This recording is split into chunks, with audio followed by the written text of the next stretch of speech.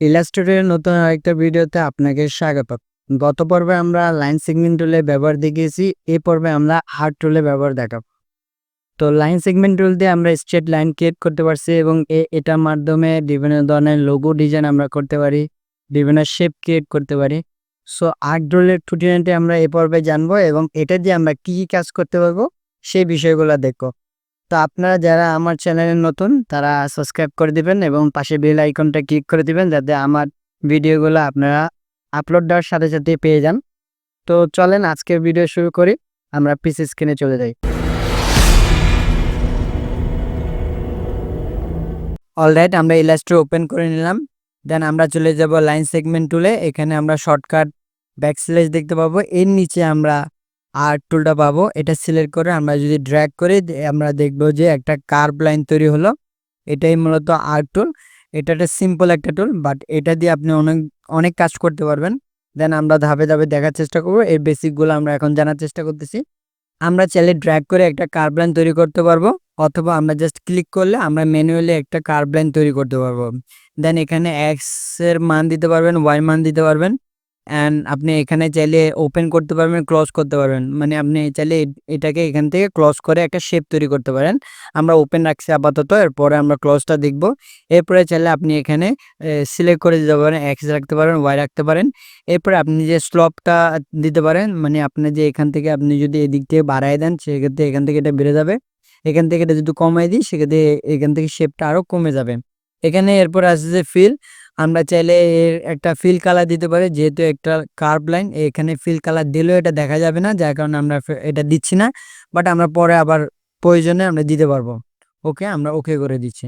দেন আমাদের একটা curve line তৈরি হয়ে গেল ম্যানুয়ালি। আচ্ছা, এরপরে আমরা যদি আন্ডু করে নিচ্ছি। দেন আমরা এটাকে যদি শিফট প্রেস করে তৈরি করার চেষ্টা করি, দেখবো এটা একটা প্রপোর্শন অনুযায়ী এটা বড় ছোট হচ্ছে। আর আমরা যদি শিফট ছাড়া তৈরি করতে যাই সেক্ষেত্রে দেখবো যে আমাদের ইচ্ছা মতো এটা আমি বড় ছোট যে কোনো শেপে তৈরি করতে পারতেছি, কিন্তু শিফট প্রেস করলে এটা একটা নির্দিষ্ট শেপ অনুযায়ী এটা প্রপোর্শন অনুযায়ী বড় ছোট হবে। এবং আমরা যদি অল্টার প্রেস করে ধরে রাখি সেক্ষেত্রে এটা সেন্টার থেকে বড় ছোট হবে। এবং আমরা যদি শিফট অল্টার প্রেস করে ধরে রাখি সেক্ষেত্রে দেখবো সেন্টার থেকে একটা শেপ অনুযায়ী এটার প্রপোর্শন অনুযায়ী বড় ছোট হচ্ছে। এরপরে আমরা চাইলে এটাকে তৈরি করা অবস্থা আমরা সি প্রেস করলে এটা ক্লোজ হয়ে যাবে। আবার যদি সি প্রেস করে আমরা ছেড়ে দেবো না, আমরা মাউসটা ছেড়ে দেবো না, মাউসটা ধরে রাখবো। দেন আমরা যদি সি প্রেস করি এটা ওপেন হয়ে যাবে। আবার সি প্রেস করলে ক্লোজ হবে, আবার সি প্রেস করলে ওপেন হবে। ওকে, আমরা এটাকে ক্যান্সেল করতেছি। দেন আমরা আবার তৈরি করব। এখন এখানে আমরা চাইলে এটাকে ফ্লিপ করতে পারবো। কিবোর্ড থেকে অ্যাপ প্রেস করবে, এটা ফ্লিপ হবে, এবং সি প্রেস করবে, এটা ক্লোজ হবে। আমরা যদি অ্যাপ প্রেস করি এটা পুরোটা ক্লোজ আকারে ফ্লিপ হচ্ছে, এবং আমরা যদি এক্স প্রেস করি, কিবোর্ড থেকে এক্স প্রেস করি, সেক্ষেত্রে কার্ভ লাইনটা ফ্লিপ হবে। আমরা জাস্ট ড্র্যাগ করে এক্সপ্রেস করব, দেখবো যে আমাদের যে কার্ভ লাইনটা আছে এটা ফ্লিপ হচ্ছে। পার্থক্যটা আপনারা বুঝতে পারছেন। এখন চাইলে আমরা এখানে একটা স্ট্রোক কালার দিয়ে দিতে পারি। দেন আমাদের একটা শেপ তৈরি হয়ে গেছে। এরকম ধরনের শেপ তৈরি করে আমরা যে কোনো কাজে ব্যবহার করতে পারি। ওকে, এখন আমরা দেখব আরো কিছু শেপ তৈরি করব। এখানে এফ প্রেস করে ফ্লিপ করব। দেন এদিক থেকে আমরা আরেকটা ড্র্যাগ করব। এখন সিলেকশন টু সিলেক্ট করে আমরা দুইটা পয়েন্ট সিলেক্ট করে নেব। কন্ট্রোল জে প্রেস করলে এটা জয়েন হয়ে যাবে। এখন এদিক থেকে আমি জয়েন করে দেব কন্ট্রোল জে প্রেস করে। দেখুন একটা শেপ তৈরি হয়ে গেল খুব সহজেই। এখন আমরা চাইলে এখানে একটা ফিল কালার ব্যবহার করতে পারবো। ওকে, এরকম শেপ তৈরি করতে পারেন। এরপর আমরা দেখব কার্ভটাকে আমরা সিলেক্ট করে নিব। দেন আমরা একটা কার্ভ তৈরি করব। আমরা যদি কিবোর্ড থেকে আপ অ্যারোটা প্রেস করি দেখব আমাদের এই যে স্লোপটা এটা বাড়তেছে। আবার ডাউন অ্যারো প্রেস করলে আমাদের স্লোপটা কমবে। এটা আমরা ম্যানুয়ালি তৈরি করতে পারি, অথবা আমরা কিবোর্ড থেকেও তৈরি করতে পারি। এখন আমরা আর্ট টুল দিয়ে একটা বৃত্তাকার শেপ তৈরি করার চেষ্টা করব। সেক্ষেত্রে আমরা এখানে একটা গ্রিড লাইন নিয়ে আসব। ভিউতে চলে যাব, এখান থেকে শো গ্রিডে ক্লিক করলে এখানে একটা গ্রিড লাইন চলে আসবে। এখন আমরা আর্ট টুলটা সিলেক্ট করে নেব। দেন এখান থেকে উপর দিকে একটু মুভ করব, আমাদের এই গ্রিডে রাখবো।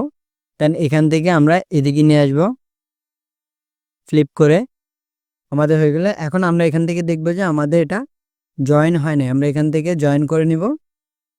কন্ট্রোল জে প্রেস করে আমরা এটাকে জয়েন করে নিব। ওকে, দেন এটাকে আমরা সিলেক্ট করে রাইট বাটন ক্লিক করব, এখান থেকে ট্রান্সফর্ম থেকে রিফ্লেক্ট করে দিব, এটা হরিজন্টালি রিফ্লেক্ট করব।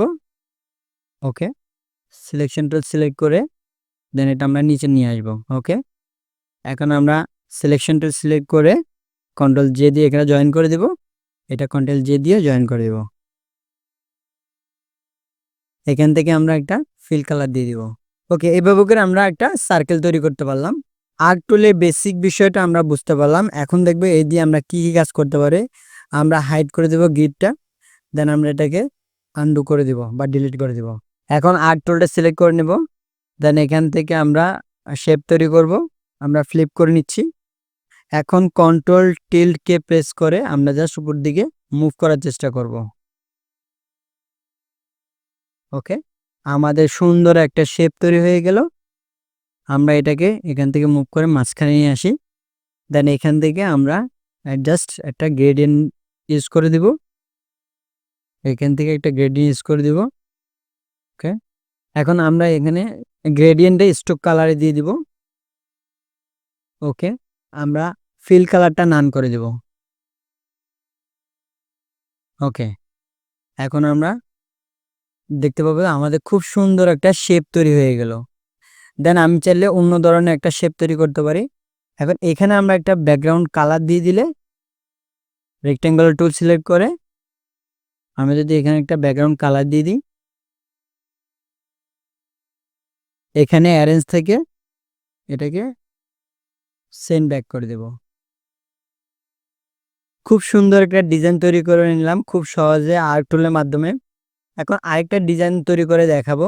এখান থেকে আমরা একটা নিউ ডকুমেন্ট নিয়ে নিলাম, দেন এখান থেকে আমরা একটা ব্যাকগ্রাউন্ড কালার নিয়ে নিব। ব্যাকগ্রাউন্ড কালার দিব ব্ল্যাক।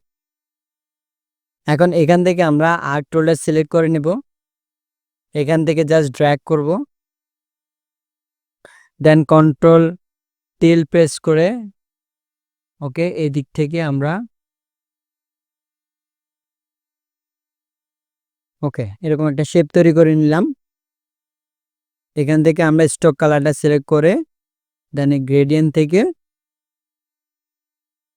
কালারটা সিলেক্ট করে দেব। ওকে, দেন আমরা এটাকে কি করতে পারি, রোটেট করতে পারি। ট্রান্সফর্ম থেকে রোটেট করব বা রিফ্লেক্ট করতে পারি। এটা আমরা ভার্টিক্যালি করব। কপি, সিলেকশন টুল সিলেক্ট করে আমরা জাস্ট পাশে বসাই দেব এভাবে। দেন আমরা এখান থেকে ইলিপস টুলের সহায়তা নিব, এখান থেকে জাস্ট একটা শেপ তৈরি করে নিচ্ছি। এটাকে আমরা সেম গ্রেডিয়েন্টটা ইউজ করে দিব। সিলেকশনটা সিলেক্ট করে জাস্ট এখান থেকে এনে এখানে বসাই দিব। দেন আমরা আর্ক টুলটা আবার ব্যবহার করব। এটাকেও আমরা এখানে আমরা কালার দিয়ে দিব। স্টকে চলে যাব, স্টক থেকে এখানে এই অ্যারোটা দিয়ে দিব। সেম আরেকটা আর্ক টুল নিয়ে নিব, একটু বড় করে দেব। সেম এটাকে আমি এখান থেকে অ্যারোটা দিয়ে দিব, কালারটাও সেম করে দিব।